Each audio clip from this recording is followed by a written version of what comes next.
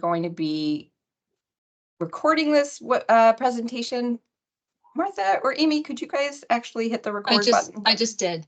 Okay, thank you, because I just realized on the screen I'm in, I can't do that. Yes. And we're asking for questions and comments through the chat function or by raising your hand. We have a lot to cover, so I'm going to be talking fast, and we would appreciate succinct comments if possible. We really want to get through everything and have your comments and thoughts on all of the topics. However, if we run out of time, we are having separate meetings or separate stakeholder meetings on Tuesday, the 28th coming up. We're going to have a park development meeting in the morning and an acquisition meeting in the afternoon. If you are here solely for park development, you are not interested in acquisition, your organization only does park development, I would recommend actually signing off and joining us on Tuesday for the park development stakeholder meeting, because we have so much acquisition stuff to go through that I am a little bit afraid we're going to give short shrift to the development stuff. And written comments are always welcome. We are going to give information at the end of the presentation for how to submit those. In terms of questions and comments, I'm going to go through the presentation slide by slide, and at the end of each slide, the end of each slide that has to do with actual changes we're proposing, we're going to ask for comments at the end of each slide. Okay, so next, the rulemaking process. So this is just an overview. We've initiated the rulemaking process, and now we are on stakeholder engagement. As you can see, there's a number of other steps. And in fact, these are only the big ones. There's lots of teeny tiny steps. This is not a short process. This takes a very long time. Our rules expire at the end of 2025, and we anticipate that our new final rules will be published just under that deadline. So as I mentioned, we're going to be doing this for a while. Okay, just a couple other notes about our rulemaking process. We're having stakeholder meetings today and Tuesday, as I mentioned. We also wanted to note that our rules are being split to reflect a reorganization in the Department of Environmental Protection. Our Green Acres compliance rules, which used to be within our rules and subchapter 25 and 26, have been split out, and they're now going to be a new chapter. And those compliance rules have already gone through the stakeholdering process. So today's focus is just on program funding. It's not, what you can do with the land after it is preserved or the project built. I also wanted to give you an overview of the goals that are guiding our process. Consistency, obviously, that's a good goal. We want to be consistent not only with our enabling statutes, but we also have to reflect how our programs have evolved. Make the rules reflective of where we're heading and what our policies and our procedures are.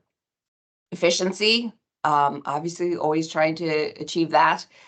Also meeting our fiduciary responsibilities. We try to be flexible as a program. We've always, we all feel very passionately about what we do, just like you do. And so we try to work with our applicants. We try to be flexible and think outside the box. But we do have a box.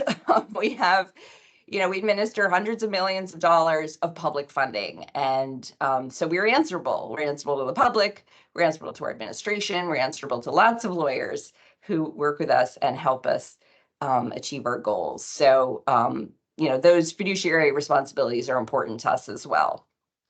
Transparency.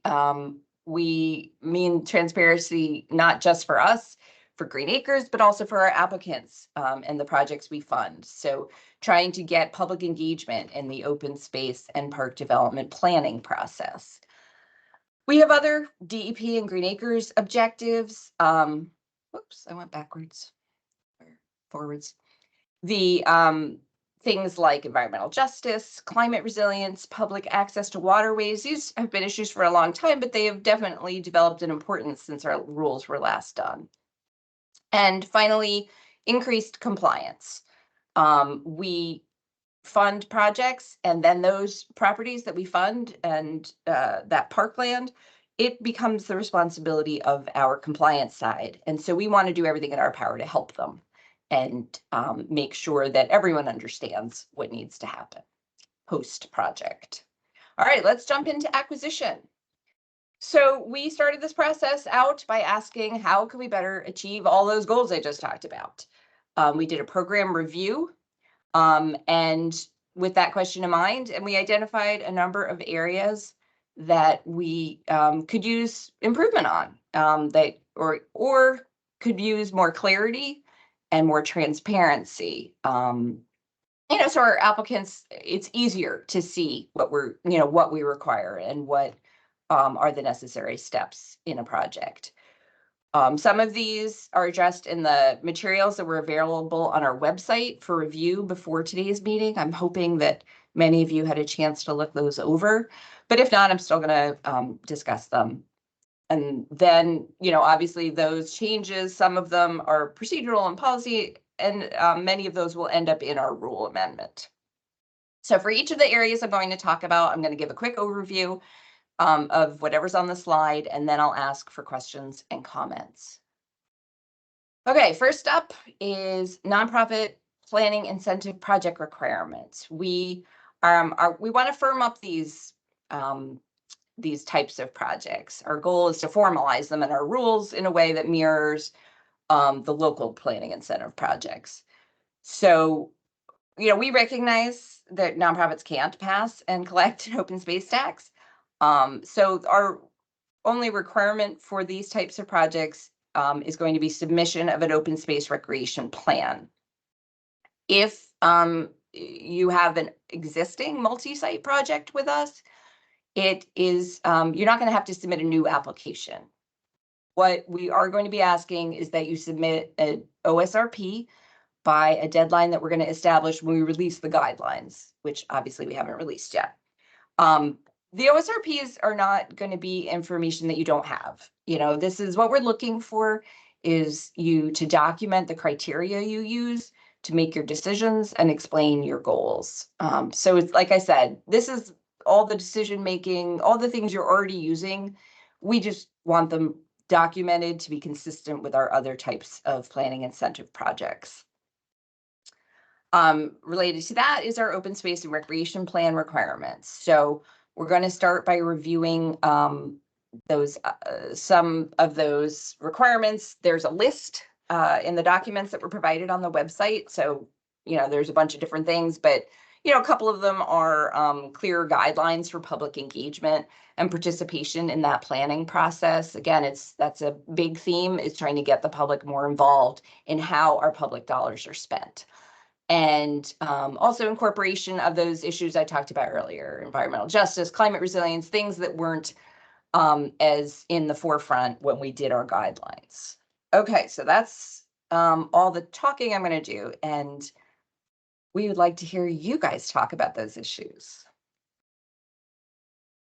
I can't see the hands, so I'm going to ask Martha or Amy if you guys...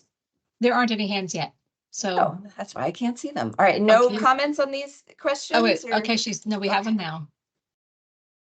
How So long is OSRP good for? Okay, currently it's 10 years. We are looking at keeping that 10-year time frame, but asking folks to do an interim kind of public check-in. So like after 5 years, kind of going to the public and saying, all right, we're 5 years in, what do you think? Not requiring anything but basically a public hearing or just some kind of outreach to get public feedback about how the trajectory is going. Do people feel like it's going in the right direction? Oh, we have a hand raised for Rich. Okay, Rich. You might be speaking, muted. You're muted. Rich, you're muted.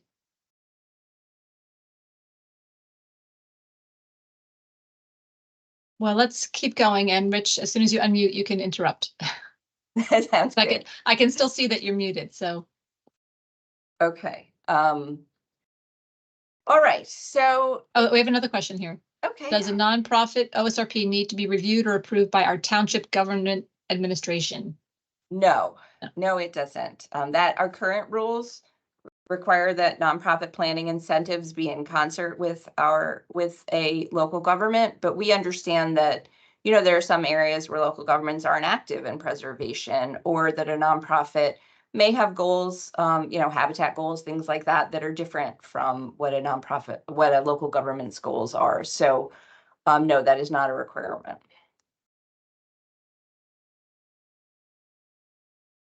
Okay, so the question about advertising for a public hearing, that is, those are details we haven't fully fleshed out yet. So if there is feedback on that, what you feel would be a good method of doing that, then we definitely want to hear it. Okay. Okay. Can a building be erected on the property once obtained and offered for public use? Okay. That's more of a compliance question, a post-preservation question, but I will say that there are limitations on that. And if you email us, we can put you in touch with the right person. It helps if you give us what county you're working in. Then we can forward you to the compliance officer who works in that county. The short answer is that any structures on property that we help you acquire or that you want to construct later have to be in support of outdoor recreation and conservation. So that's the limitation that governs everything about Green Acres. By the way, I don't think we've introduced ourselves. Cecile, did you introduce yourself? Sorry. I didn't either. I just realized we just dove in. I apologize for that, Martha. Martha, do you want to introduce yourself? Sure. I'm Martha Sapp. I'm the director of Green Acres, and I'm trying to keep track of the questions, and they're coming fast and furious now. So Cecile, you want to introduce yourself? Cecile Murphy. I'm the bureau chief for the local and nonprofit assistance program. I did see a couple of comments about artificial turf. I will say that if you are, again, our park development, artificial turf is a park development project. So if you are here to talk about park development, I would definitely join us on Tuesday. If we have time today at the very end, we will be talking about that. And that's Tuesday at 10. Were there any other ones? We have looking forward to learning more about Green Acres in Essex County. Okay, we do have folks on project managers from Essex County here, but if you want a specific conversation about those, we can connect you. But otherwise, we're going to be talking about things statewide. Okay. Okay. So discussion of these next two items are all about clarity and transparency. We're not making changes. We just want you to understand more about how we make these decisions. The first is about how we make decisions about how much funding to recommend for supplemental planning incentive awards. There's three main factors. There's demonstrated need, likelihood of closing, and a track record of drawing down funds. Those are the three things we look at, and they're discussed in a little bit more detail in the documents that were on our website that were attached to the invitation today. The next item is about canceling unspent funding awards. So we are, as I mentioned, we're in charge of a lot of public funds, and we award them, and then sometimes they don't get spent in a timely fashion. The problem is we really want to see all these projects come to fruition. That has always been our goal. Unfortunately, some of them just aren't going to do it, or they're not going to do it in a timely fashion. And we are under a lot of pressure, rightly so, to not have these large unspent funding balances. They, don't make us look very good, first of all, honestly, but they also jeopardize future Green Acres funding. If people look and say, well, why do you need more money? You've got all this money just sitting there. And it isn't just sitting there, it's sitting in accounts, but that's why we have to look more closely at our funding. And we've done this throughout the years. We're just doing it in a more, concerted fashion right now.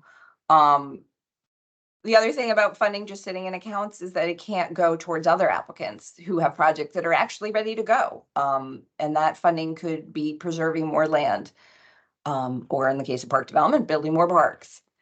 So we started a real focused effort last year to cancel old money, and we're going to continue that process annually moving forward. So you'll be hearing from us every year if you have older balances. I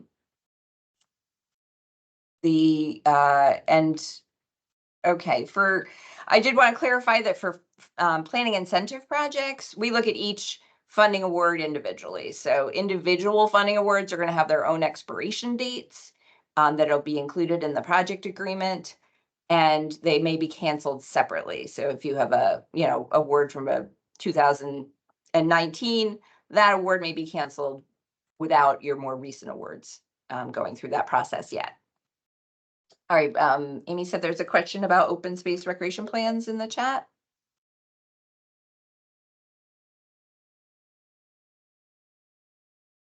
Amy, you want to just read it? Oh, yeah. It says, can you please repeat who must prepare the OSRP?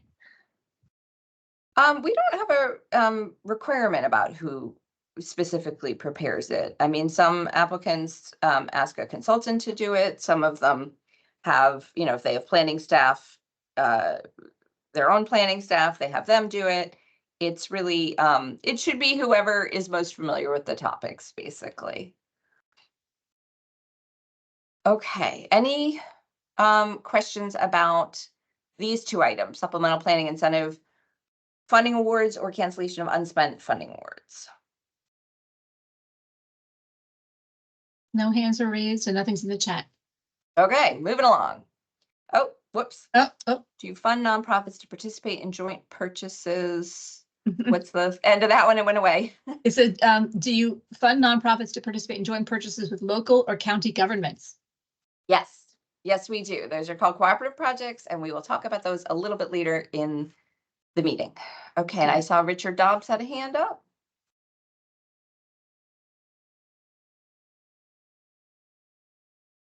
You're muted.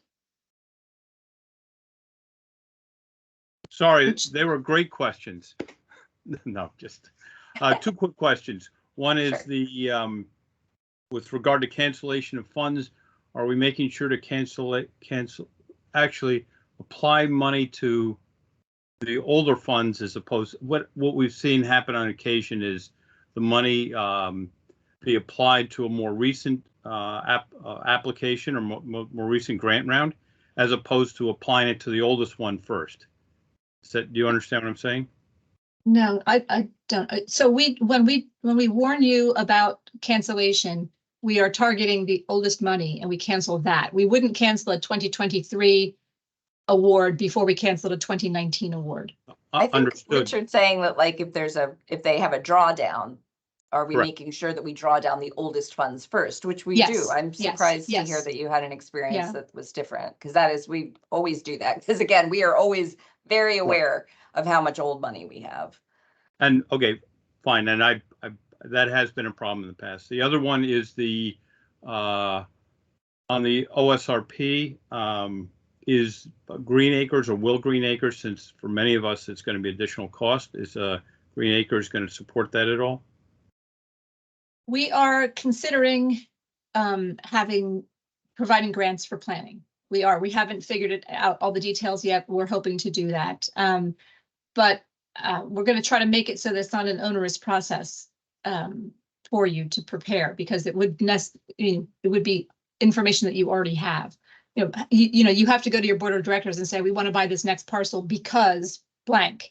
It fits into our, so we're trying to make it as the information as available as you already have it. But like I said, we're trying to figure out whether or not we can do separate planning grants.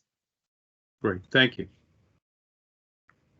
Okay, so this next topic is a big one. We're going to talk about property eligibility and appraisal requirements.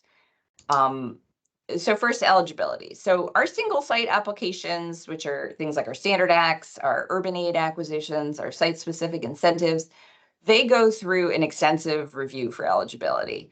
And so we need to do something similar on the for our planning incentive parcels. And this is, well, I'll just move on. Okay, so local planning incentives have their plans reviewed and approved. And now we're going to ask nonprofits to do plans. And those plans are going to, as Martha just said, they're going to have basically lay out why you make the choices you make for what you preserve. And then for each parcel that's submitted, we're going to ask you to tell us how it fits in with that OSRP. it supports your goals as an organization. And so again, this is similar to information that you would provide your board of directors. You would say, we're going after this parcel, and the reason is because it fits in with this plan, or this criteria that we use. So what we're asking you to do is to help us document the preservation values of each of the properties we're funding. The bottom line is we need to know why you're buying what you're buying when you're using public dollars. Again, this should not be a heavy lift. This is something that you're doing. We just don't hear about it, So what we're doing is asking you to tell us about why this property is worth buying. And sometimes you do, sometimes we get, in your email, you'll say, this is important habitat for this reason. We're just going to collect that information in a more standardized fashion. That's all. In terms of appraisal requirements and our appraisal process, that's something that people have expressed concern about over the years. We have, definitely had times when that has been an issue, when we were understaffed in particular. We're pretty staffed up right now in appraisals, and we are excited about that, and we hope it stays that way. But, there's still other ways that we could speed the process besides having additional staff. So what we did is looked at tackling this issue in a couple of ways. First, we want to reduce the time it takes you to get appraisal instructions. And then we want, for all of our sakes, to avoid time-consuming revisions of appraisal reports. So I'm happy and excited to report that for the first time, our appraisal review section is committing to provide appraisal instructions within 2 to 3 weeks. And that's 2 to 3 weeks of when they receive a complete pre-appraisal package. And that's exciting. The second aspect of what I just talked about that we're going to focus on working on is we're going to work with you to ensure that the original reports that we receive are accurate and meet our requirements. And this is something, we've always worked towards that. And I think we've worked together to try to make that happen. But we're going to take a few more steps because this is still an issue. Our appraisal staff are amazing. They do a great job. But when they get reports that are clearly not meeting our requirements and are, don't reflect the appraisal instructions, it takes them 3, 4, 5 times as long to review them. And that slows everyone down, not just, if there are reports we get that are perfect, they're still waiting for that report that took so long to get reviewed. So we're hoping to speed things up by everybody by working on this issue. So these are a few ways we're looking at it.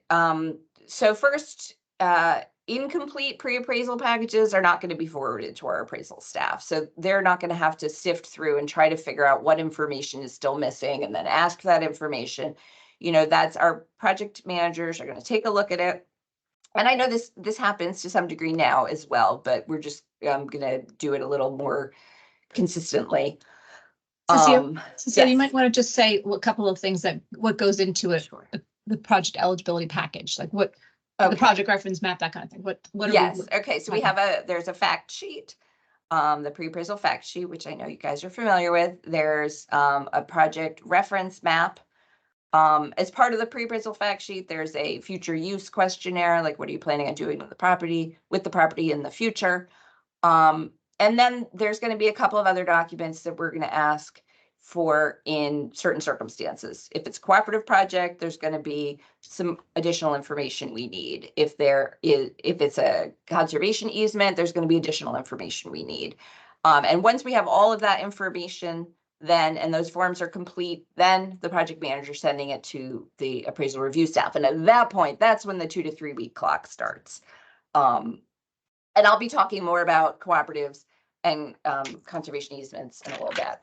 All right, let me try and get through this so we get your comments and questions. Okay, if an appraiser hasn't done a Green Acres appraisal in the past 3 years, we're going to ask that appraiser contact our appraisal review section just to go over what we require so that they don't submit a report that is just not consistent with our requirements.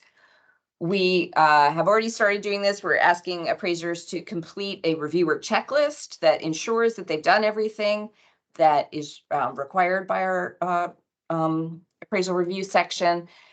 And to speed up responses, if our appraisal reviewer thinks that the appraiser needs to amend a report, that amendment needs to be submitted within 45 days of the request. We have had, there's 2 years. And by that time, the appraisal is no good.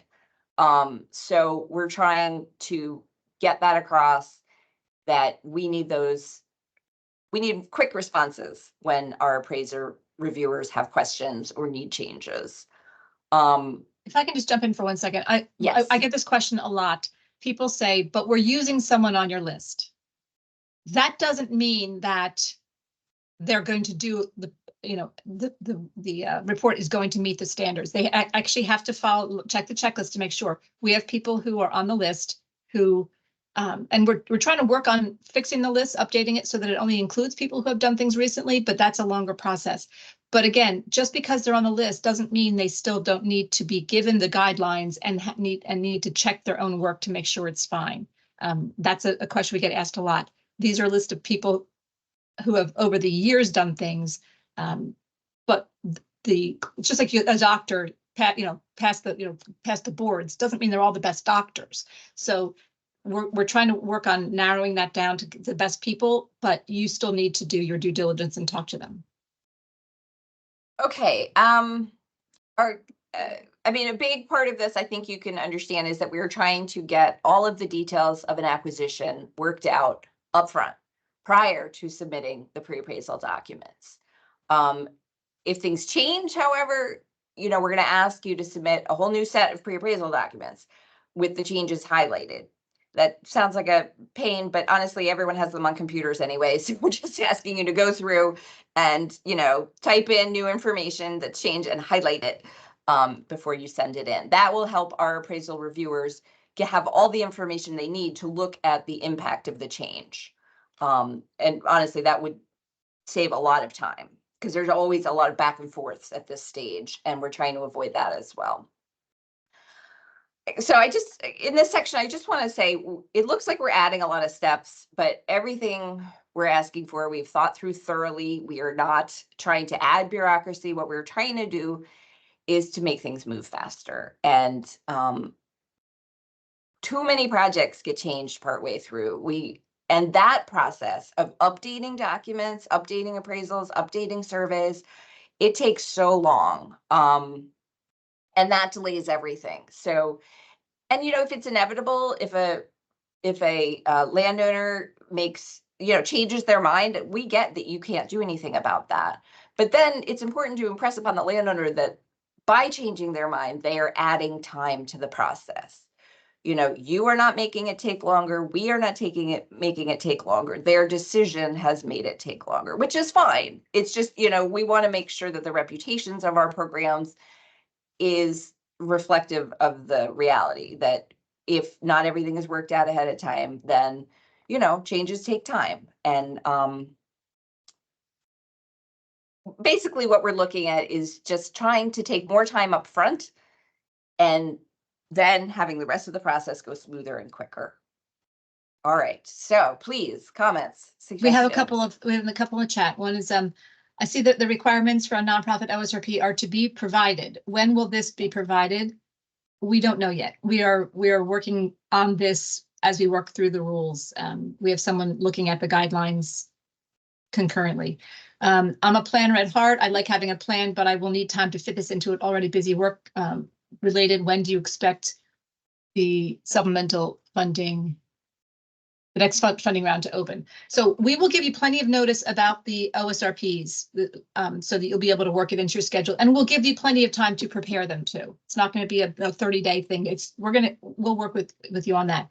The next funding round will be, we anticipate that we would announce it this summer-ish, but it'll be next February will be the deadline.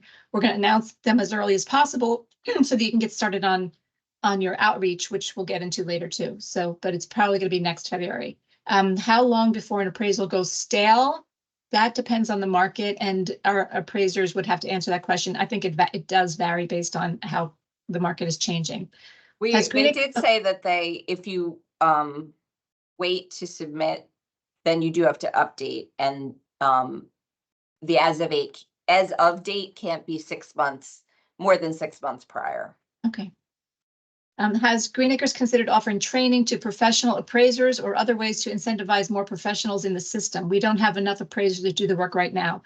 Amen to that. We agree, because don't forget, on the other side of our program is the state acquisition program. And so we're hiring appraisers ourselves to do this kind of work.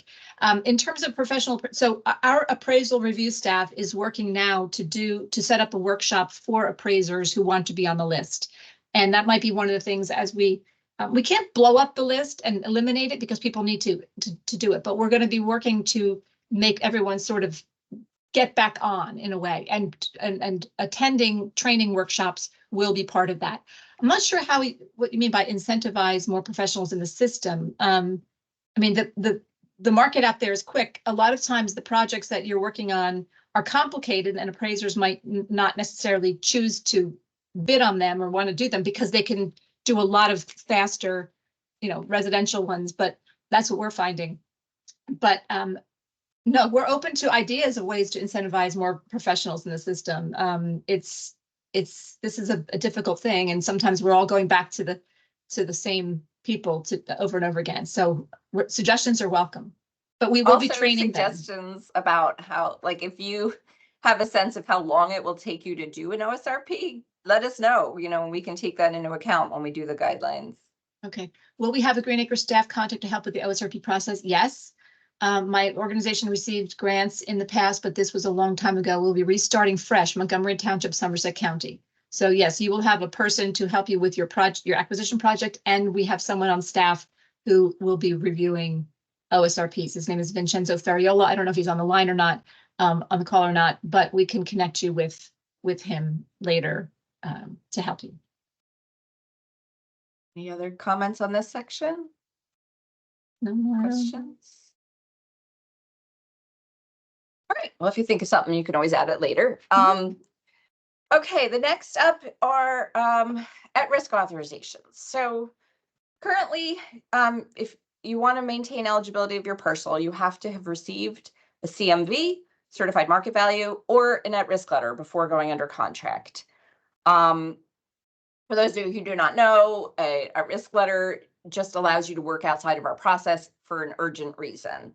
What we found is just like every parcel now, people want at-risk authorizations for, and it's not the most efficient use of any of our time. And also we really are, there's certain aspects of our process that if you don't go through them in the order that they need to go through, particularly the appraisals, then it just takes so much longer at the back end to fix things. So what we looked at is ways that we can provide flexibility while avoiding those long-term delays. So in the rule amendment, we're going to be proposing additional flexibility as long as applicants have done 3 things.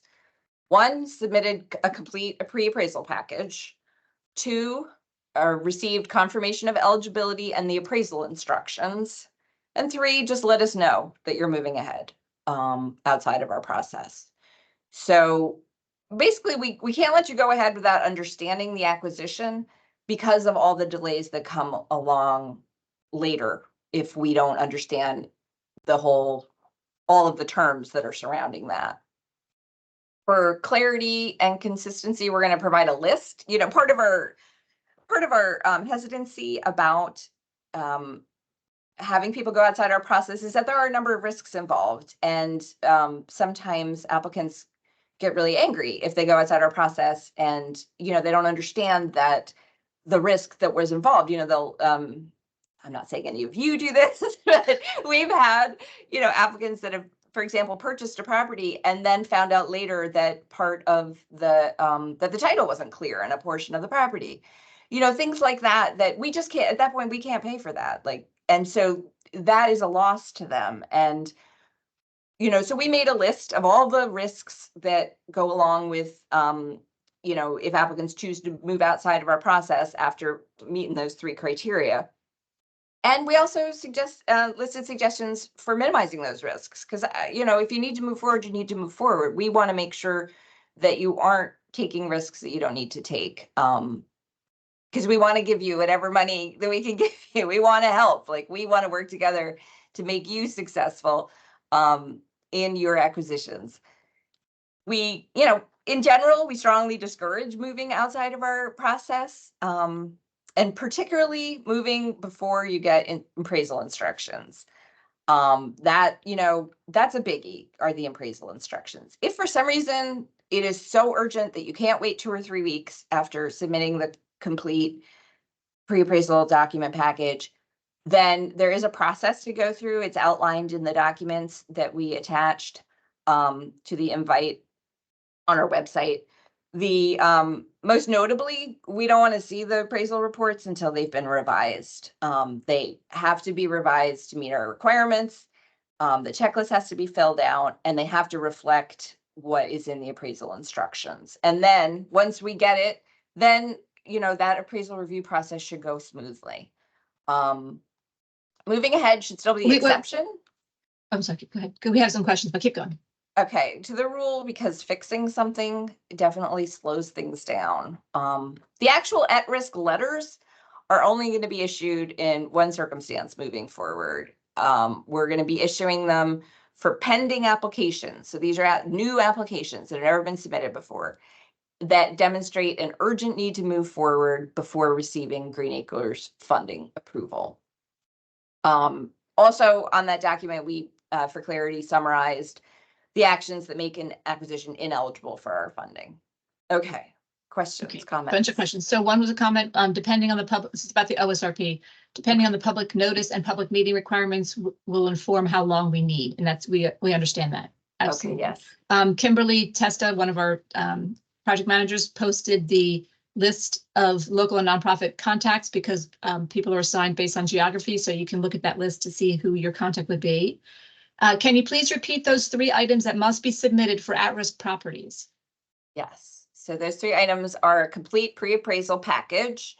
Those are the documents I talked about earlier. The fact sheet with the future use questionnaire, the map, the project reference map, and then if it's a co-op or an easement, additional information on those. The second thing is basically receiving a letter from your project manager saying your parcel's eligible and here are the instructions, the appraisal instructions, sorry. So once you get that letter, if you want to move forward outside of our process, then just notify your project manager that that's what you're doing. And then you're good to go. Okay. Many of the documents for this discussion are listed as draft. When do you anticipate that they will be in final version? After we go through this process. Yes, exactly. They're in draft because we want to hear your comments. If we're off base, if we're missing something, if there's something else we should add, we're leaving that door wide open right now.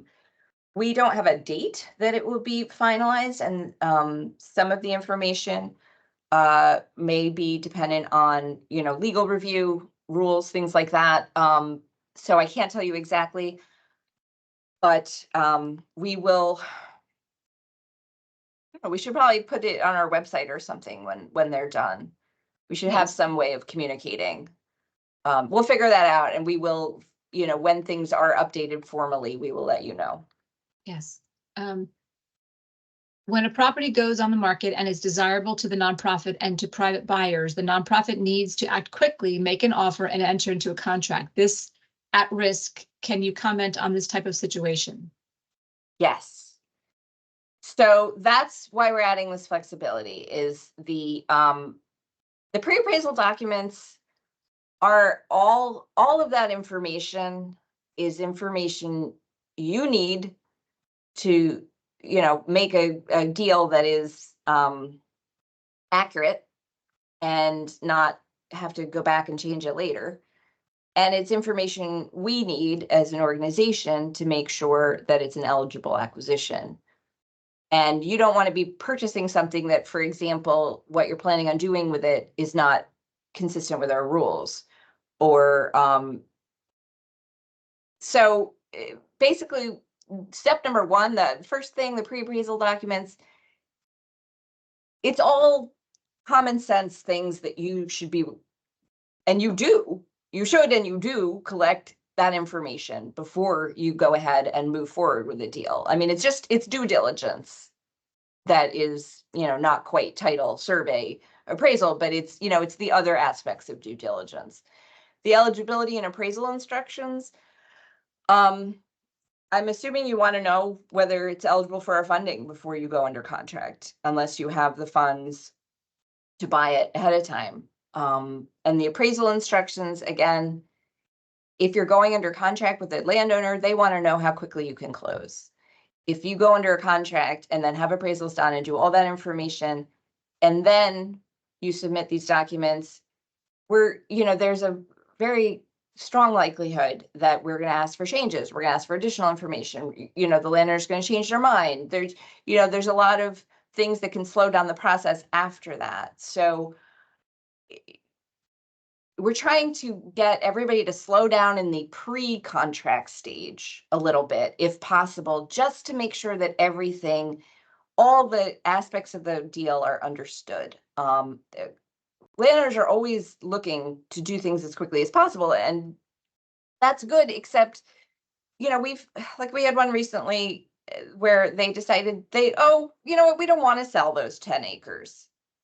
Well, then we have to start all over again. And it's not really in the landowner's best interest for that process to be done twice. So it's kind of, it's the measure twice, cut once idea. That's kind of what we're going for. Okay, appraisals and market values are significantly different in certain markets. How does Green Acres help with this gap? It's based on the appraisals. It's not, we understand that. And so that's why the appraisals are done. We don't have a statewide per acre value. It's your specific parcel with all of its limitations that's what gets appraised. That's why the appraisals are so important, because we need to know what that specific parcel is worth. So we help with that gap because we will participate up to the CMV, and that varies based on the market in that area. Would these at-risk contracts be contingent on Green Acres funding approval? Oh, funding. Sure. If you don't have a balance with us and you're signing a contract, that's a huge risk, because we can't guarantee we will award you funding. So everything you do at risk is contingent on Green Acres, on something happening through us. But certainly with not having the funding is a big one. Do you anticipate that a small organization without planning staff will be able to prepare its own OSRP, or are you envisioning a document that is prepared by a licensed planner? So let's back up a second. The OSRPs that we're talking about are only for nonprofits that are not coming in with site-specific acquisitions. So when you do an application to us, if you just want to buy a particular property, the application asks you for all that information about that parcel. The issue we're having is that for a lot of nonprofits, they're working across a huge region, some are statewide, and we're getting bombarded with appraisals, with requests for parcels all over the place. So it's hard to keep track of what you're buying and why you're buying it. You might even have several project managers that you're working with. It's all coming in at once. And those are the ones that we need to know each parcel. Why are you buying each parcel? So if it's a small organization, it's likely that your acquisition scope is smaller. And so you might just you might not need a plan because you know the parcels you're buying. But bottom line, yes, you could probably put together the plan with your staff, because again, we're assuming that you make decisions about what to apply next based on criteria that you can explain, because you have members, or you have donors, or you have whatever, why you're buying it. And so that's kind of what we're talking about. And we're also looking, in doing these guidelines, we're looking to see what information is available to the public, just available out in the world. Like, for example, the conservation blueprint is, that's a public source website that does all sorts of mapping and of all sorts of layers, and it's easy to use. And, so we could ask for information from that, but that is not something you need to hire somebody to obtain. Might have to do a little bit of the, how do you use it, but it's, it's pretty quick and easy. Thank you, Tricia, for putting that up. So the SADC recently obtained legislative approval to implement a formula approach for land valuation, which will give enhanced value based on natural resources and not just the traditional development potential. Is there any movement for similar legislation for green acres? We have not heard of any, and I would say that farmland is definitely more of a homogeneous commodity. Open space parcels, we buy everything from we help our partners buy everything from, big expanses of beautiful open space to a corner paved former gas station. So the formula, if we were to use one, it would be a lot more complicated than a formula that would be used by the SADC. So Tricia Aspinwall mentioned, thanks for the plug, Cece. It's a great planning tool. It's a blueprint, and our new model can help folks create exportable maps to include in planning documents.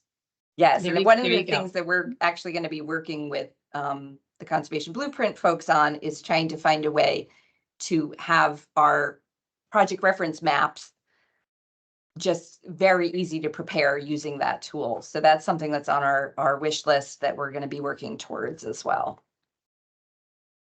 All right, I'm going to move on in the interest of time. Okay. All right, next up, deadlines. So we've already started this process of instituting interim deadlines for submitting each acquisition deliverable, because we know from our own experience on acquisitions that if you don't adhere to a schedule, it's very difficult to meet an overall project deadline. In our case, for local nonprofit projects, the project period deadline. Failure to meet an interim deadline that has not been cleared with your Green Acres project manager is going to result in a warning letter, and failure to respond to the warning letter could result in cancellation of funding awarded for that acquisition. And that cancellation could happen even if that funding has an expiration date that has not yet passed.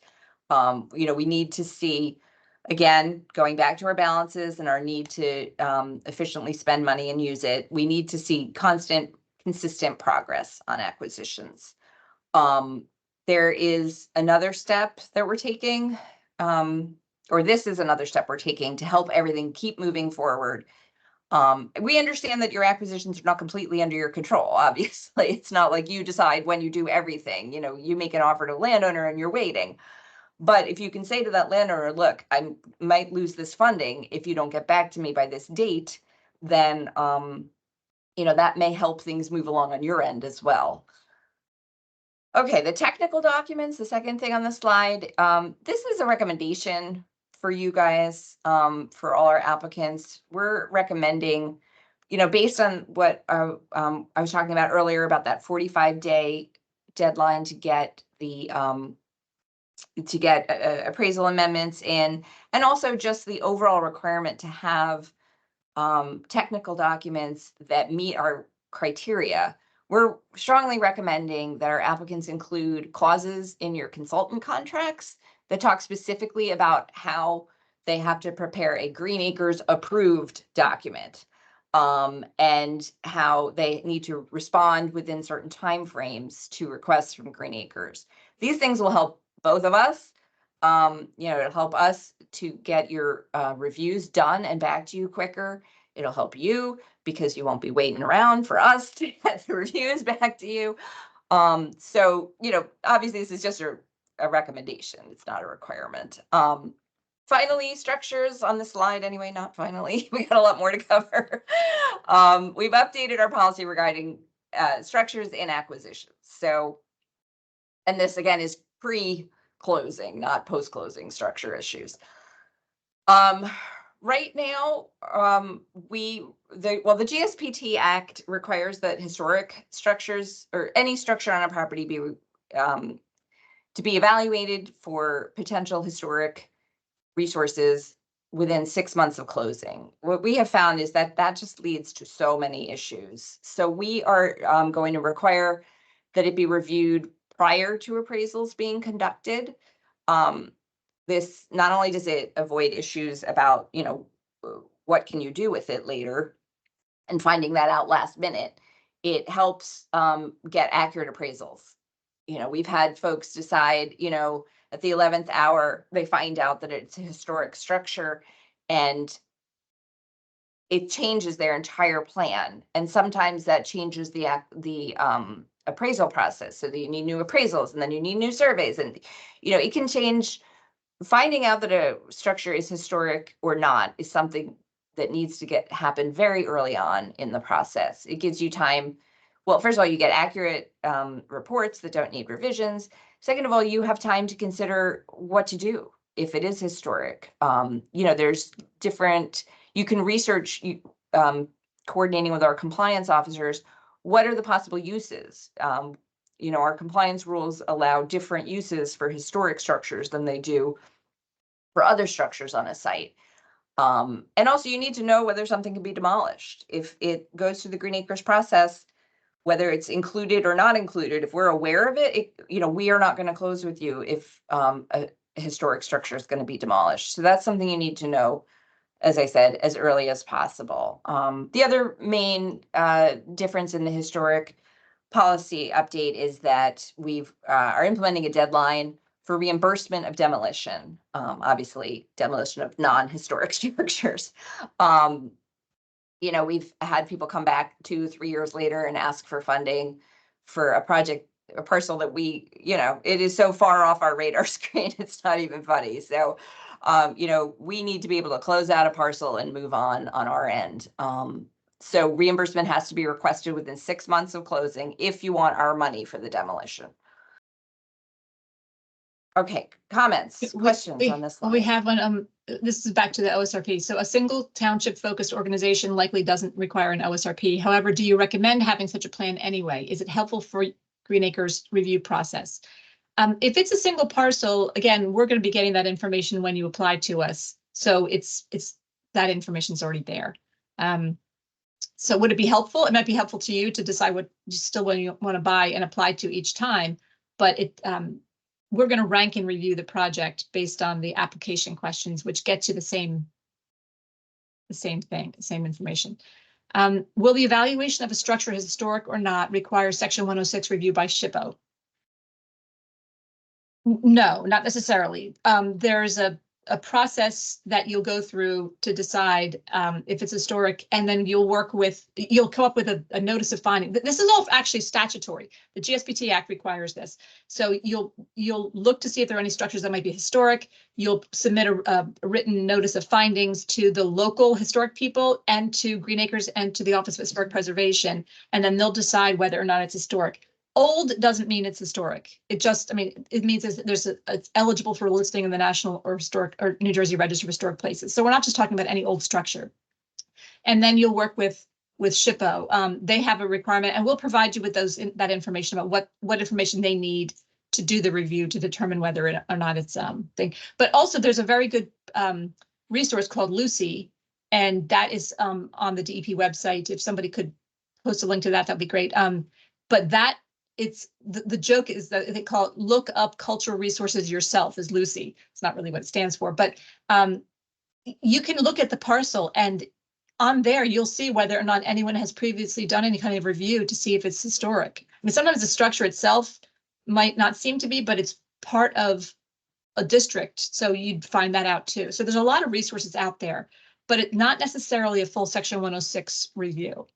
And the instructions are in the document that is on the updated structures policy has an attachment to it that lays out every step of that process. Okay. Thank you, Vincenzo. Okay, thank you. All right. All right, I'm going to zoom on. Again, if you have questions, you can always put them in, even if we've passed the slide. Mm-hmm. Will a Lucy lookup be adequate for the review? No.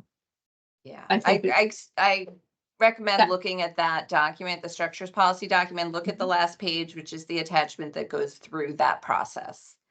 Okay, so future road widening. We really want to help you and help our compliance folks by avoiding future diversions. So we're going to ask you to obtain information about future road widening plans very early in the acquisition process. This should be information that's in the pre-appraisal documents. If possible, we understand sometimes if you have to reach out to DOT, if it's a state highway, you may not hear back that day. We get that. This, if we do have it in time for the appraisal process, then we can set a separate value. And again, that's something that doesn't have to be done again later once the survey comes in. Future right-of-way acreage cannot be purchased with Green Acres funds. So you got to be careful about that, but also you have to be careful about not to use open space trust funds. So this is for those of you who partner with municipalities and counties. Those open space trust funds can't be used to purchase future road right-of-ways because they also come with restrictions and they also have to go through a diversion process. So that's just, again, another issue to look into upfront. All right, changes in acreage. This is a document that we've, prepared and sort of have been sharing here and there, but we've, finalized it in draft form. And this addresses the common situation when there's a discrepancy between the acreage figure that was used to do the appraisals and the acreage figure that comes back when the survey is done.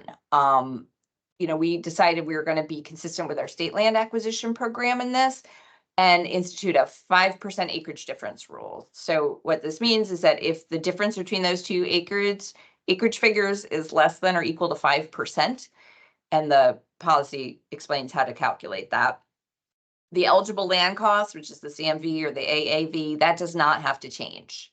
If it's greater than 5%, it changes completely to whatever the surveyed acreage is. And that is the number that's used to calculate Green Acres participation. So there's no 5% grace period. It is more, is it less than 5%? Then we use the CMV or the AAV. Is it greater than 5%? Then we use the surveyed acreage. So that's an important distinction.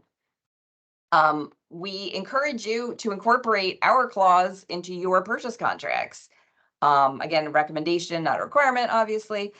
But this way, if Green Acres is funding is used for your project, then if it's reduced, then your purchase amount is also reduced, and you don't have to scramble at the last minute to find money to make up the difference.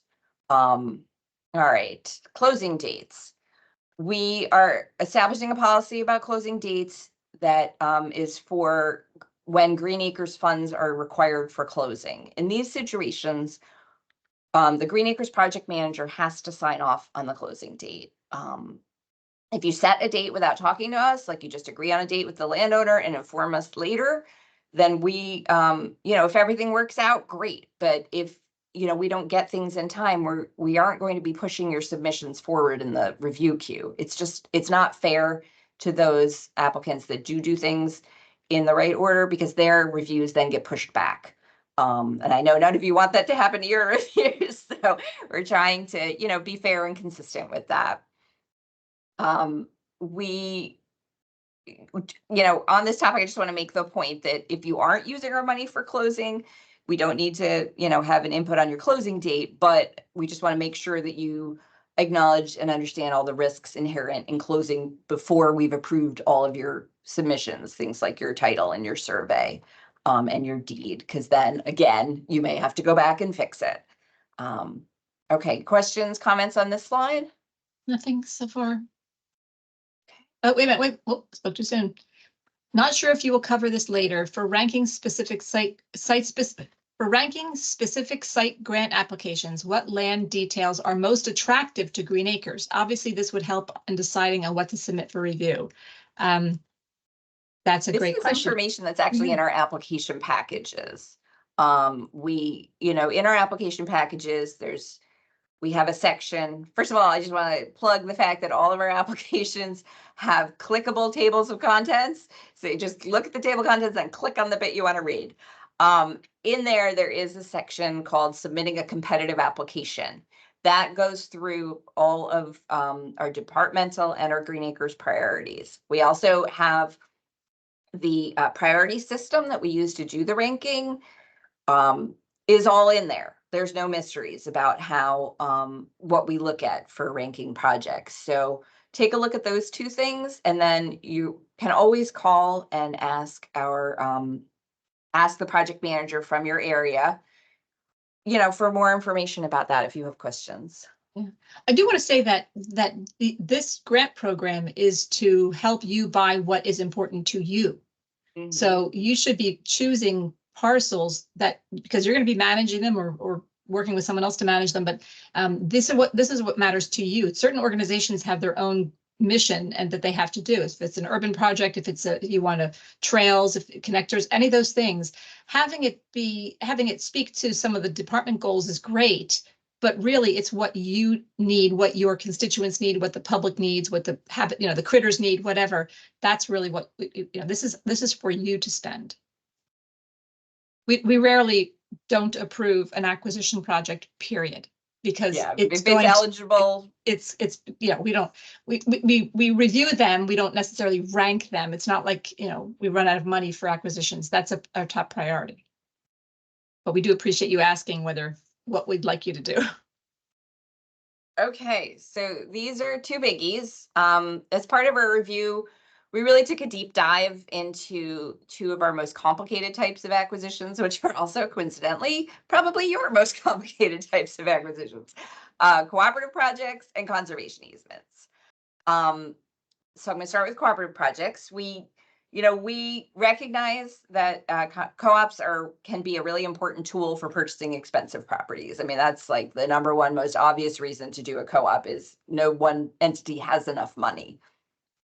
But as we've mentioned, sometimes we've seen more and more instances of co-ops when one or another of the partners in the co-op has sufficient green acres balance to cover it. So we wanted to take a look at it because adding partners to an acquisition, as you very well know, adds complexity. It adds the time it takes to getting to closing, which is a big criticism of conservation programs, is that timeline. It complicates post-closing because, if everyone wants to own it, then you need to negotiate management agreements. If somebody wants to transfer their interest, then you have to go through that process. So we asked ourselves, and we're asking you to take a real close look at when are co-ops really necessary. This past, I don't know, maybe 6-9 months ago, there was a co-op came across my desk. At one point, it had 7 partners, and it was just over $300,000. There was more than one of those partners had a sufficient green acres balance to purchase it. So that's something we really, really want to work on, because for those reasons I just stated, they're complex, they're time consuming, and they're complicated to manage post acquisition. So we're trying to do our part by looking at, well, how can we reduce the number of co-ops that are necessary because nobody has enough money? So this past round, we actually increased funding awards to nonprofits. And we're going to continue to base our awards for both nonprofits and local governments on demonstrated need. So, the idea is if a co-op isn't necessary for some other reason, then ask for the amount of money you need to buy it on your own, and we'll do our best to meet it. If it's a $12 million project, I'm sorry, we probably won't be able to. But, other ones ask, and we'll see what we can do to make those, unnecessary co-ops not necessary. So, we'll do our part there that way. We're also asking for information, as I mentioned before, as part of the pre-appraisal package about the terms of the co-op project and the reason multiple partners are necessary. This isn't so that we can tell you what to do. It's more that we can try to problem solve with you about how to avoid them if they're possible to avoid. If they're not, then that's how it goes. And the other reason is because we want to know upfront the terms of the co-op. Because again, when co-ops change, new reports are necessary, new title commitments, new surveys. These are things that affect, the appraisals have to be certified or not certified. The appraisals have to list as users each person in a cooperative acquisition. So there are certain things that are different for cooperative projects that if things change with the number or the type of partners, then we have to go back and fix them, which is time consuming and again, draws out the timeline of acquisition. We created guidelines that give all the procedural steps that are different for co-op projects. That's again, a hope that more clarity would help them run smoother instead of having to fix things later. If you know what you need to do up front, then it should be easier to get things done right the first time. And part of that's on us. Like, we want to make sure that the information is documented and you have it. That's our goal with things like that. Okay, next, easements. I know these are big topics to have on the same slide, but again, trying to get through this in the time we have. We wanted to clarify our conservation easement policies. These issues are all in our rules. There's nothing, we're not changing our rules per se on this topic. We may clarify them a bit, but there's no great changes happening. But there is some clarity because there's been some confusion. Overall, we say it often, fee simple acquisitions are the best bang for our buck. They maximize public benefits. They minimize future conflicts. Nobody has unlimited legal resources, even the state. And, we have to pay for our DAGs. And that's money that could be going for, to preserve land or build parks. So we really want to make sure that our money is going towards the right stuff. We do, however, fund easements. I don't want to make it sound like we don't, because we do. But we fund easements that do two things. They fulfill a compelling public need or purpose, and they provide meaningful public access. And what we've tried to do with our updated easement policy is flesh out those terms a little bit. What is a compelling public need or purpose? What is meaningful public access? It's, we're trying to put some meat on those bones and make it clearer to both our staff and definitely our applicants, and to you guys. So we, as part of that policy, we're looking at, we've provided clearer standards for public access.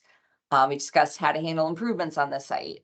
And we've looked at and, discussed the limited circumstances under which we're going to participate in an easement that does not provide meaningful public access.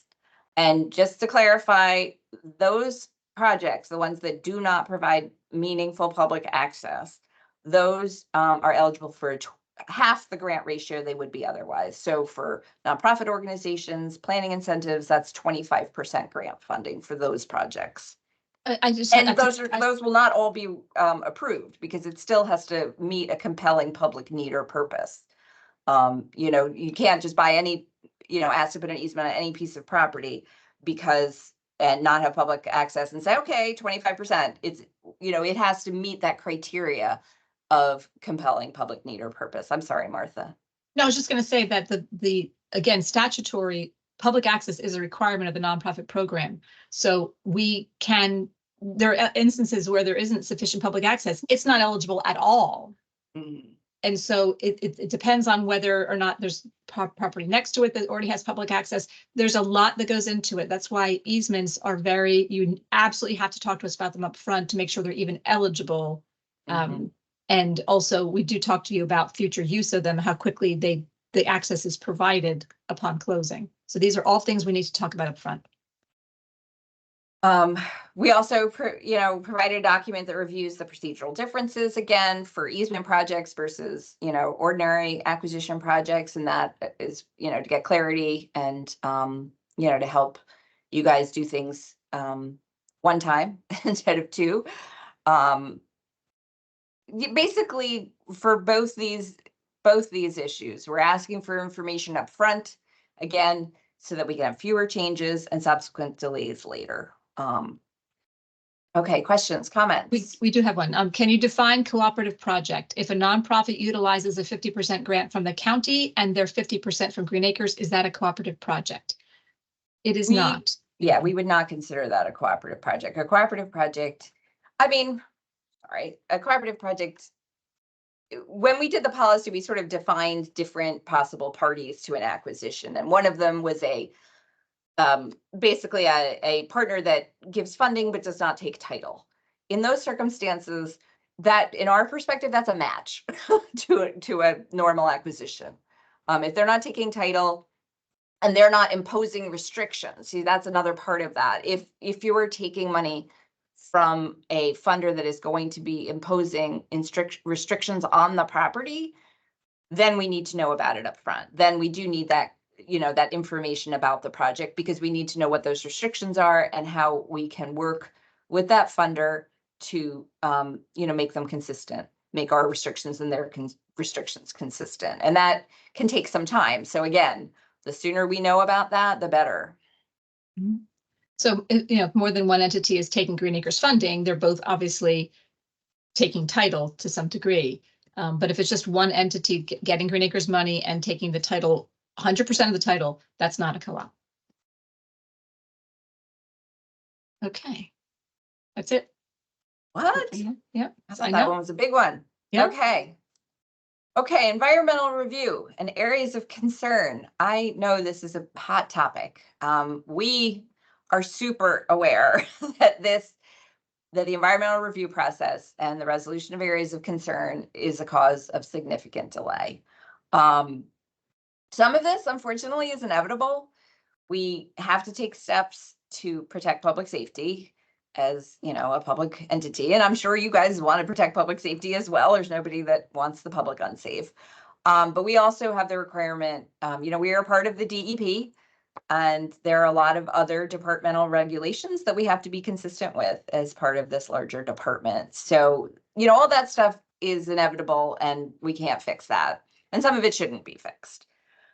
But at the same time, we realize there are aspects of the environmental review process that cause unnecessary delays. And this is a big topic. We're working on it. It's unfortunately, there's no quick fixes, but it is something we're sort of chipping away at reviewing our policies.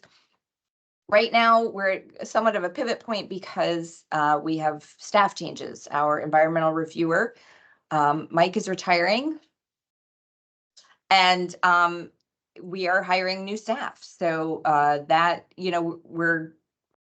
we're not putting this process on hold, but we're waiting, to coordinate with our new staff on it as well. So this is happening, but we really want to hear, the aspects of the process that, keeping in mind our limitations, the aspects of the process that you feel cause unnecessary delays. And this, you could tell us now, you could send us an email, however you want to let us know. I mean, some of you have already shared information and we appreciate that. But if there's other comments, questions, suggestions, we definitely want to hear them. There aren't. All right. Okay, great. Okay, next, a couple of items. The two appraisal threshold. Currently, if the value of a property is estimated to be less than $250,000, applicants are only required by our rules to submit one appraisal. Inflation, time has passed. It's been a long time since we wrote our rules. We are proposing to increase that threshold in the rule amendments. Public transparency and engagement. This is a very big priority for this administration, for our department, for us. And we've taken a number of steps in recent years to increase both our transparency and the transparency of the projects that we fund and our applicants. We also are really, really pumped about having public engagement in our processes. Now, this is a more obvious thing for park development projects. You can say, this is our plan. What do you think? Or what do you need on this park? It's a little more subtle on acquisitions. So, we're looking for suggestions. We're looking both for how to increase Green Acres transparency. Are there aspects that you feel like we could be more transparent about? But also, can you think of ways to increase the transparency and public engagement in our acquisition projects that we fund? Somebody asked about which threshold we're going to. The appraisal threshold, yes. Yeah, we have not come up with a number yet. I know there's another part of the state government that has a $400,000 appraisal threshold. So that's one number that we're kicking around. I mean, honestly, depending on what's legally permissible, we wouldn't mind having just the threshold referenced in the rules and then being able to adjust it like with inflation or the housing market, some way to respond. Our rules are good for 5 years, but the rule process is very onerous and we really would like to not do it again in 5 years. So the more, appropriate flexibility we build into the rules to make it able for our program to evolve, the better. But that $400,000 number is the one that we're looking at right now because it is being used by another entity, another state entity. Okay. Nothing. All right. I said this before, post project requirement compliance is very important to us, even though we don't do it. It's handled by another DEP program that was split off from Green Acres, but we work closely with them, and we want to make sure that we do everything on our end to make that possible. We want to make sure applicants understand post-acquisition regulations and requirements. And if you have suggestions about ways that we can increase awareness of those requirements or promote compliance, we would appreciate it. A couple other things about compliance that, first of all, we're getting a lot stricter on folks who are not complying with post-closing requirements. Any applicant that isn't complying is not eligible to apply for additional Green Acres funding. So it kind of puts that process on hold. The other thing we're looking at is making more explicit in the rules. This is true, but it's maybe not stated explicitly that eligible applicants can't take on a project on behalf of an ineligible applicant that isn't making progress with outstanding compliance issues. So we don't want people, making an end run around our compliance requirements. We have, we preserve land. We want it to be used for we want it to be used for the purposes it was preserved for. And when it isn't, when somebody isn't doing the right thing, we don't want to make it possible for them to, use our money to then buy additional land that they might not do the right thing with. So, we have to have some teeth along with those requirements.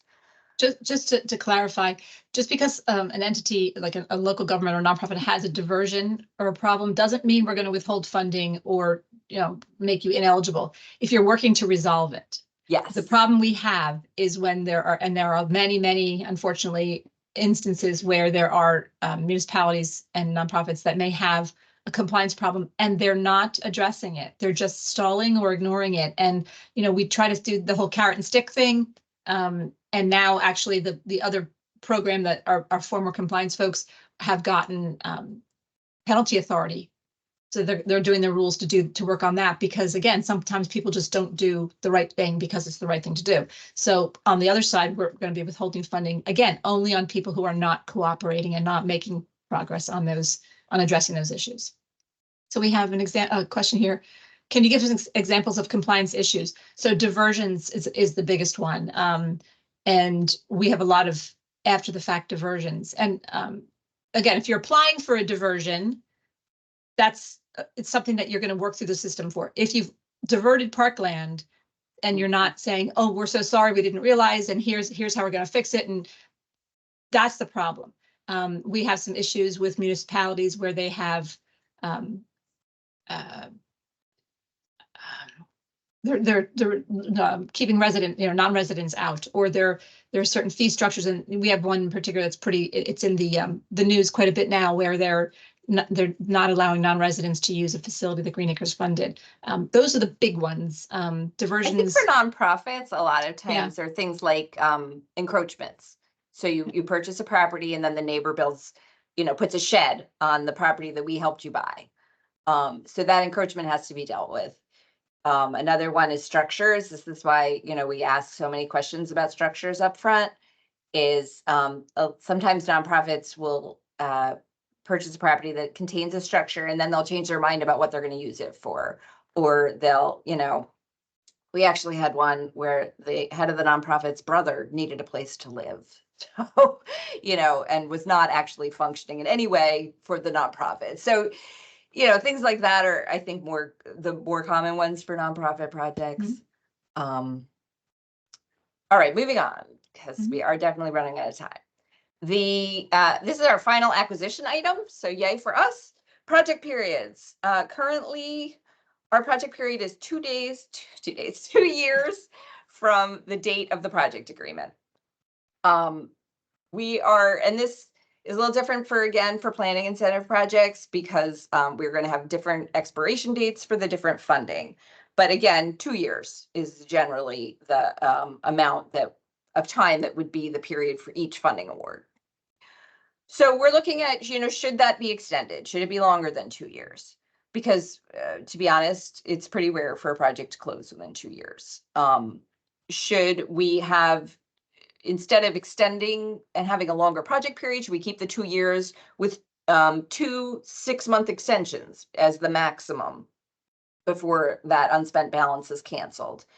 So that would be, for example, the feds have this. We just unfortunately had an ORLAP project that lost its money for this reason. So, but then it would be a hard stop. You get two years, and then you can request 2 different 6-month extensions, and then it's gone. Should our project period be different for different types of projects, acquisitions versus developments, or standards versus PI awards, things like that? So, we're looking, again, we haven't made any, we're not proposing any specific changes at this point, but as part of the rules, we're looking for suggestions on whether that is something that should be changed. And this does speak to the stalled balances that the public and the legislature and others are looking at. If we have projects that are 8-10 years old, we're not going to automatically just extend the project period, because then it could just be later.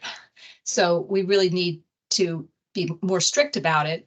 When you're making significant progress and you're meeting all those interim deadlines, we could set a project period that really works. But and hopefully all these changes that we're proposing will actually make things move faster. But we can't just leave it open-ended, and we're trying to be flexible and patient, but sometimes it kind of bites us at the end. So we do need to work this out. Okay, all right. Now we're going on to park development.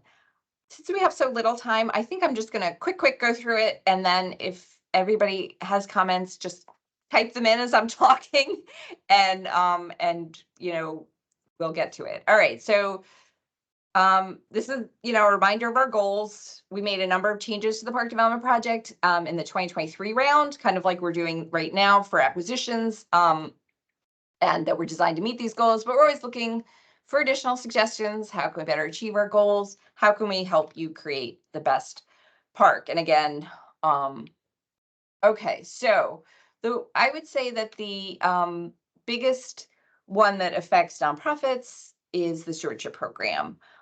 First thing we need to do is put it in the rules. The legislation that established stewardship funding was passed after our rules were last amended. So our rules are actually completely silent right now on the stewardship program. So that is obviously our biggest goal in our rules with stewardship. The stewardship program has been, it's been complicated. We've had some changes in eligible improvements that we've made. We've always tried to have a focus on natural resources, but there was a little drift to include passive rec, and then we pulled it back. But then, trails is a huge priority, so we added trails back in. It's a project that, a program that has had some changes. So and part of the reason why it's had changes, and part of the reason why it's a priority for us to get these more clearly defined, is that some years the participation in this program has been really lackluster. It has not, we haven't gotten the number of applications in some years that we really would have liked or anticipated. So we are definitely looking for comments and suggestions about how to increase participation, and your thoughts on what the stewardship program should and shouldn't fund. This is a topic that we've gone roundabout the mulberry bush in our office, and we want to hear, your ideas as well. The nonprofit park development projects are also something we're looking at closely in the rule amendment. Currently, the rules limit nonprofit park development projects to, the project has to be located in a highly populated, densely populated, or urban-aid municipality, or in a densely populated county, Essex Hudson Union.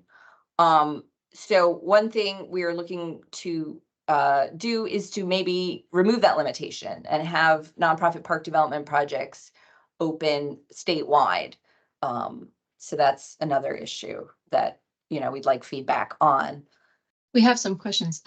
So first, just go a step back. Someone suggested about the project periods. If it needs to be strict, I would suggest 3 years with 2 6-month extensions for circumstances. So thank you for that.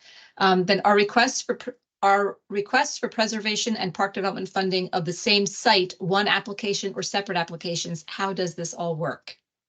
It has to be 2. Park development funding cannot be requested for a site that you don't own unless you have a long-term lease on the property, or yeah, that's pretty much it. If you have a long-term lease on the property. Yeah, And we have had those. We had a nonprofit that was getting money, was going to get was going to acquire a property, and they just didn't have it yet, and they wanted to start the project, and so the landowner, before selling it to them, gave them a lease. So it takes a long time to look at and review a lease and sign it and all that stuff. So I don't necessarily recommend that, but so yeah, for the most part, the answer is no. Yeah, because otherwise we are automatically delaying the park development until you own it. Yes, Yeah. that's right. Until you own it. There should be greater funding percentages, 100%, for making parks accessible to serve underserved populations, people with disabilities. We do have 100% funding options for certain projects. Unfortunately, statutorily, we cannot give more than 50% funding to a nonprofit. That is in the GSPT and Act, and we can't fix that. There's nothing short of a legislative amendment can fix that.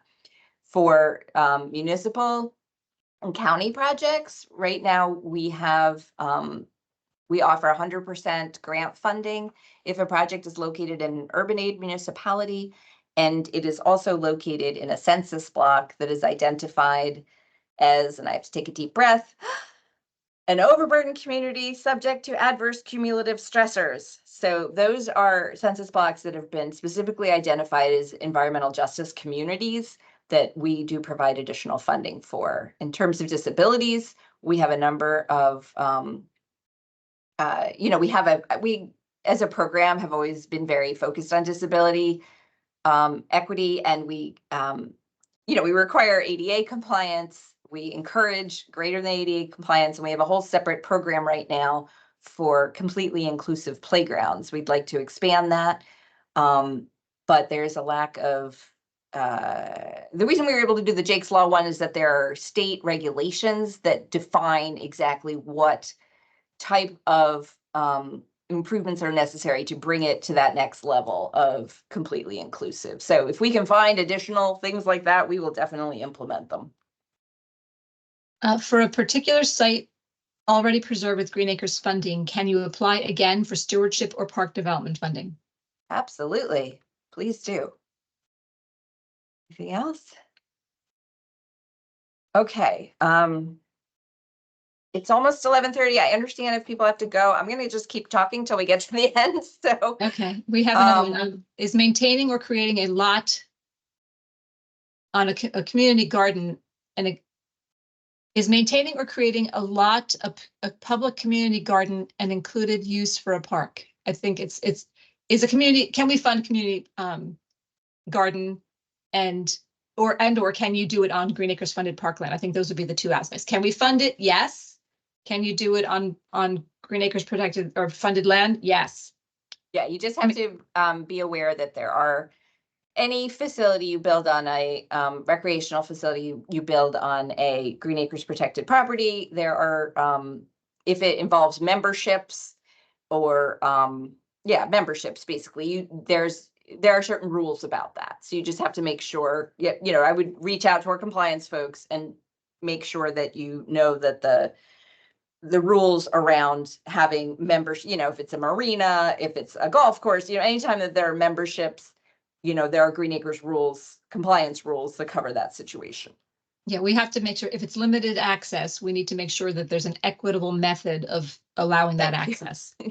Well put. Yes. Okay. Okay, next are some project eligibility considerations. So our current rules say we cannot refund a facility until 20 years have passed. There's an exception. It's due to wear and tear and not, quote, abuse, neglect, or vandalism. We have interpreted that over the years to apply to, you know, that exception to apply to highly, you know, really densely populated areas that get a lot of use in their parks. But we have noticed that, you know, there are some recreational facilities that don't necessarily last for 20 years. And so should we adjust this clause? Like, and if so, how? We're looking for feedback on that question. All right, tree clearing. You know, we've always said we won't fund projects that involve, you know, an unacceptable level of environmental damage. And for tree clearing, given the importance of trees to carbon sequestration and our climate resilience goals as a department, we've started asking more detailed information about potential tree clearing in our park development projects. So our rules right now make ineligible any development that will significantly impair the land's natural resources. And what we're looking at is, should we include more specific language in the rules, specifically regarding tree clearing? Okay, more project eligibility considerations. You know, we allow certain scope changes and not others in our park development projects. Specifically, if we consider it a minor scope change, it's okay. If it's a major scope change, it's not. So we've wrestled a little bit about the definitions of major versus minor. And if anyone has feedback on that, we want to hear it. Trails, as I mentioned, #1 most requested park amenity in our SCORP surveys and focus groups. What can we do to encourage trail projects? What can we do to make them easier and have our funding be a better fit for those projects? Because right now there are aspects of our funding that aren't a good fit, and we're aware of that. So, you know, we're looking for suggestions. Finally, looking for comments on funding of controversial facilities, and these include, but are not limited to, depending on the community, artificial turf fields, dog parks, skate parks, pickleball, believe it or not. Pickleball, very noisy. Neighbors can get very agitated about the bing, bing noise. So, you know, we do require public engagement and public hearings for our projects that we fund. Unfortunately, some of our projects get through that process and still end up being canceled after funding because of public protest. So how can we encourage our applicants to, there we go. You know, to do the type of public engagement where they're going to receive and consider those types of public concerns, and not have to deal with it after we've given them funding. We don't want to fund projects that aren't going to happen. And this is one of the things that happens, or this is one of the reasons why our funded projects don't come to fruition. So we're trying to help communities make decisions that are consistent with what their residents want and need. So any suggestions on that? Also welcome. And, you know, again, we're not saying that these are evil projects. You know, some of them can serve a real need in a community, and sometimes it's just they need more planning. You know, sometimes it's the location. You know, everyone wants a dog park, but nobody wants a dog park next to their house, for example. So, you know, and there's also, you know, there are issues with some of these that can be mitigated. And how do you know, we want communities to stop and think about how they can mitigate some of the more problematic aspects. Okay, we have a couple of hands raised. Okay, good, because that's the end of the park development stuff. Okay, so Jim Brown. Thank you. Have you thought about having some sort of petty cash funding, especially in regard to trails? I can give an example of an Eagle project that was recently done on Green Acres property, but it was only like a couple of $1,000s. And this whole process is beyond that, but you're actually looking at the ultimate maintenance of these trails. And, you know, the large scale thing is wonderful, but these small things in terms of maintenance, there should be an easier way and a less bureaucratic way to help the state of New Jersey help with these fundings. And sometimes, you know, the kid is just trying to get his Eagle project, and they may not be able to get through the local bureaucracy as quickly as they would like, or the local government is not able to have the ready petty cash to help with this. Any thoughts on that? Well, actually, I'll jump in here. We have something called the Recreational Trails Program. And that is a program we get the funding from the federal government. It's part of Green Acres, but it's separate funding.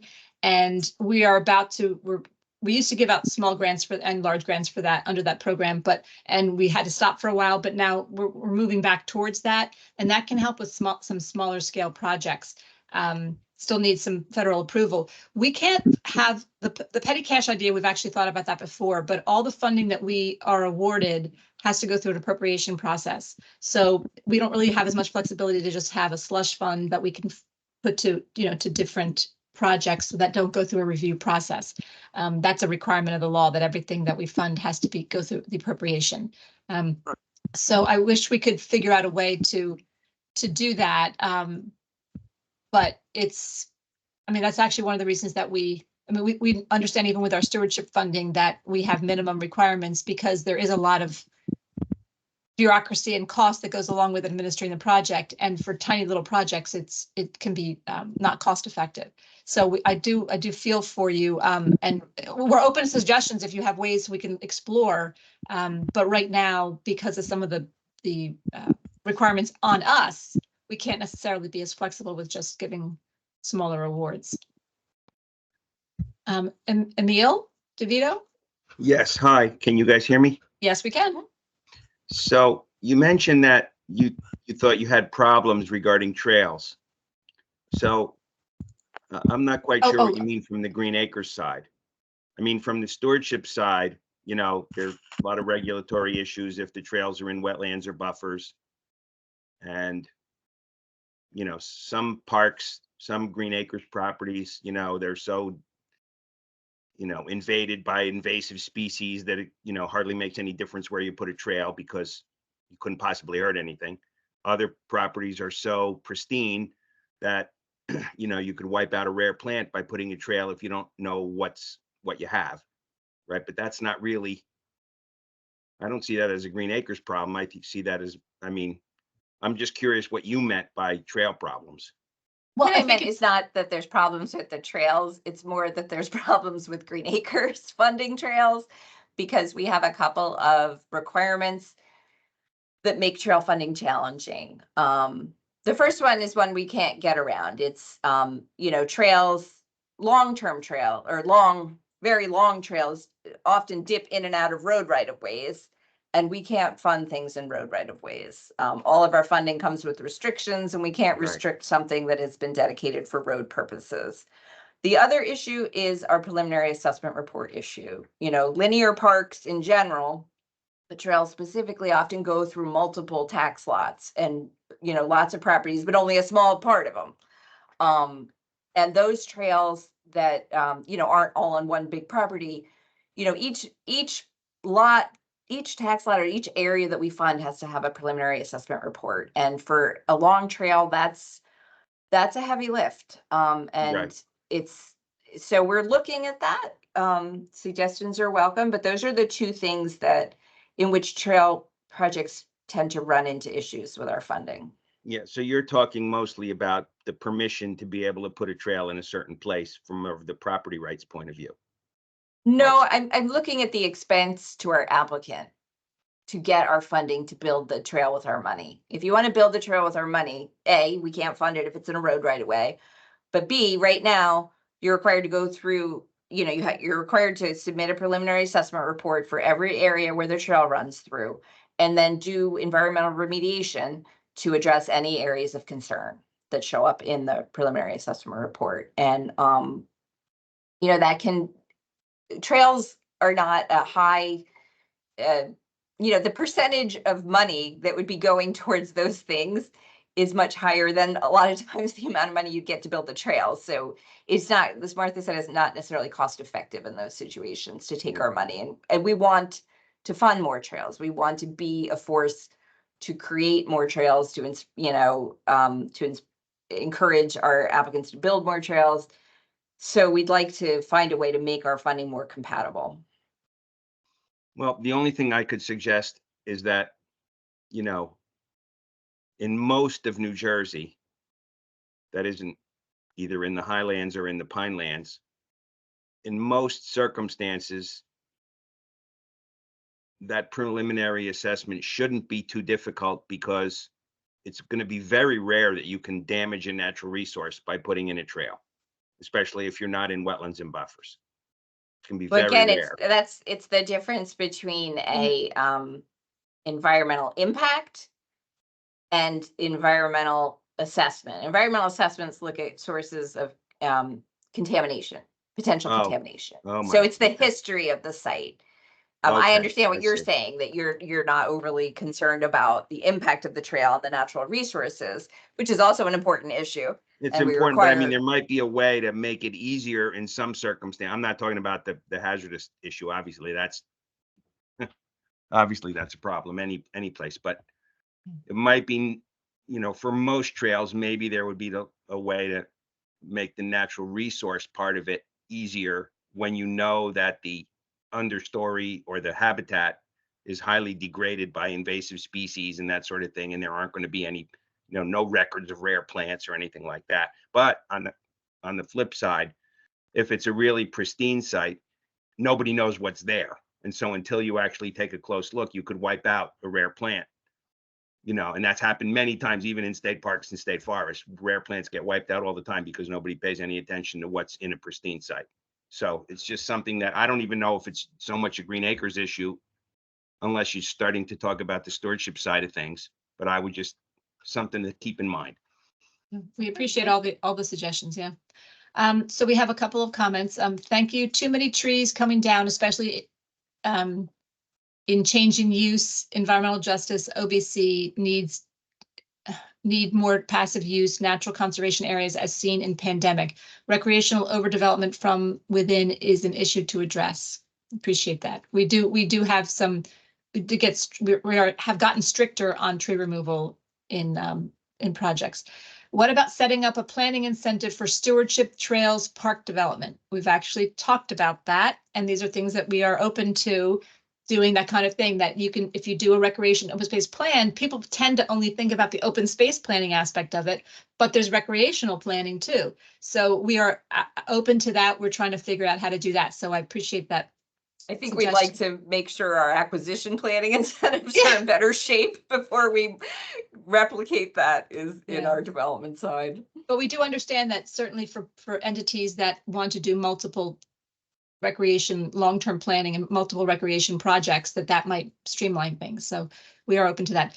Local parks are installing these controversial facilities without Green Acres funding in parks that have had Green Acres funding in the past. No public engagement has been done prior to installation, which means paving or green space has been diminished in the park.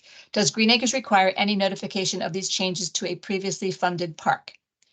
Again, this is the part of Green Acres that was split off. Our compliance section is called Public Land Compliance. It's now in another office, but again, we work closely with them. Their rules that they're in the process of updating talk about changing use notifications or the use of Green Acres funded or otherwise encumbered parkland. So our rules won't be discussing that. For our rules, we've gone, for our applications, we now require a lot of public engagement in advance as a requirement, so that the installation of these things doesn't take anybody by surprise. But when it happens without our funding, it's still our business if it's on Green Acres encumbered land, but it's now handled by this other group. So again, we talk to them a lot, but it's in their rules that we'd have to that you'd have to have something more about that. And there is something called change in use. When you do a lot of different things, you have to notify the public. That was put into the GSPT Act. The problem is that the change in use, the decision about whether it's a change of use is left to the applicant. And it's not a Green Acres approval process, it's just a public notification process. So there's some limitations to that. And just to clarify that, the name of the group is the Office of Transactions and Public Land Administration, and it's the Public Land Compliance section under that. There's a link to them on our website. Mm-hmm. The other ones? Okay, we have a Anne has her hand raised. Hi there. Yeah, I appreciate this discussion. I have a question. Is there a set standard? Because I know when I believe when the tax the amount of tax is given by the public, it's supposed to be divided through passive, active, and conservation. Could you tell me the percentages? Because in the overburdened communities I'm dealing with, that I live within, we're not seeing a lot of money heading towards conservation, and I don't know if that's going away from the original mission of, it seems to be active bulls and turf grass and all of that, and not a lot of acquisition for passive use. Okay. Well, the definition, our mission, Green Acres mission, is recreation and conservation. The legislation does not actually prioritize one over the other.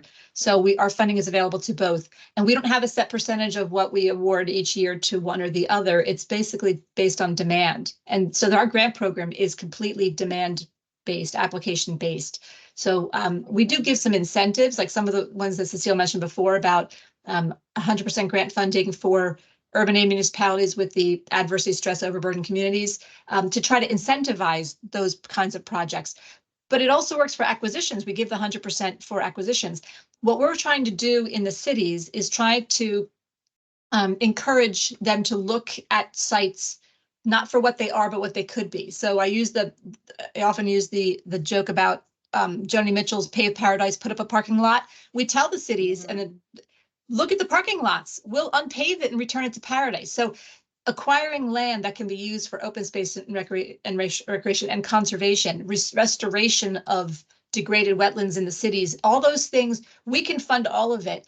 It's a question of what's the local priority. So we can encourage them as much as possible, but it's really going to be, a lot of these are grassroots efforts. So if you want these kinds of projects to happen, make some noise. Because again, we're on the receiving end. We're going to try to be doing more workshops too for potential applicants, and then also for people who have been awarded funding, how to do the projects more efficiently with us. But the public demand is really what gets things started, and that's one of the reasons that we're actually requiring more public engagement, because we want the public to tell the town this is what we need. Yeah, because what I'm seeing is just, if it's demand based, it doesn't seem, as a taxpayer, someone who's interested in conservation or natural areas, it doesn't seem fair that statewide that there's an imbalance. And I was just wondering, the environmental justice laws and the new environmental justice laws and climate law in the state of New Jersey seems to be out of sync with the current situation with massive overdevelopment. And we're particularly being hit in overburdened communities. And there's nothing against affordable housing. It's important to have affordable housing, but there are Facebook pages, NJ Stop the Madness of Overdevelopment and Environmental Destruction, where town after town after town, these people are having land that could be created as, taken as open space with what you're saying, and it's being developed and it's being targeted. Even surveys that have gone out, in our county looking for, public input tend to lean towards pointing out places that could be developed. And you really need more outreach, because the people in these communities don't know that they could have more passive use areas. Every time there's a new election, or every time there's something going on, there's another turf grass field coming in, and nothing against that either, but there's no balance. And if you're going to have a statewide requirement for a set amount of affordable housing, there should be a statewide requirement, percentage based, that deals with communities having equal access to open space and passive use open space. And I don't know how you address that, but I did hear you say earlier they were thinking of expanding things outside to the rest of the state. But that's the park development. Yes, these are all excellent Yeah. points. I really appreciate it. We did the department went through something called we called it Outside Together. It was the statewide outdoor recreation master plan last year, over the last 2 years, Yes. actually. And we went out and we heard from a lot of people about that, about trying to get, more incentives so that there's open space or a park within a 10-minute walk of everyone's neighborhood, of everyone's house. And that's really what our goal is. And you're right, it is, we're reactive. That's the way it's set up, but we are trying to get the word out. And we'll go anywhere and talk to anybody, really. We Okay. try to do workshops, we try to do presentations. Whenever we're invited someplace to talk about Green Acres, we do. The department is actually hosting a bunch of listening sessions all around the state, and especially in environmental justice areas. And so our commissioner goes there, our environmental justice folk go there, and every time we have, they come back with anything to do with Green Acres, we do the outreach then.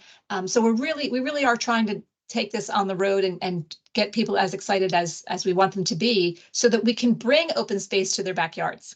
That's really what we Yeah. want. So I really appreciate your comments. Okay, Um, thank you. Any others, Martha? Love the idea. Oh, actually, if someone put the link to the Office of Transaction, to the Public Land Compliance folks, that's on there. Thank you. Love this idea of the unpaving of the parking lots. Thank you for this outreach and webinar and the work you are doing. Well, you're more than welcome. Thank you. All right, well, we have gone over tremendously. We appreciate all of you who've hung in there with us. Thank you for the comments you've given, and please keep them coming. So on this slide is our email. Please, if you're emailing us with comments about today's presentation and the documents on the website, anything having to do with our rules, put rulemaking in the subject line, and that'll help it get where it needs to go. It's our website for more information. And thank you again very much. We look forward to hearing even more from you. Yeah. So we'll stay on and stop the, when will the presentation be available? We're going to stop, when we stop recording, our web administrator, as she calls herself, she'll be in tomorrow. So we should be able to hopefully get it posted by tomorrow. And all of the documents that we're talking about are already on our website. All the documents that Cecile was referencing that are marked draft that we want your input on are already posted. So, and then if you want to join us next Tuesday, there's park development in the morning, 10 o'clock, and land acquisition at 1 o'clock. We're going to be diving a little bit more into those. And that's open to nonprofits too, and local governments and the public, everybody. So we're happy to see you again if you'd like. Thank you.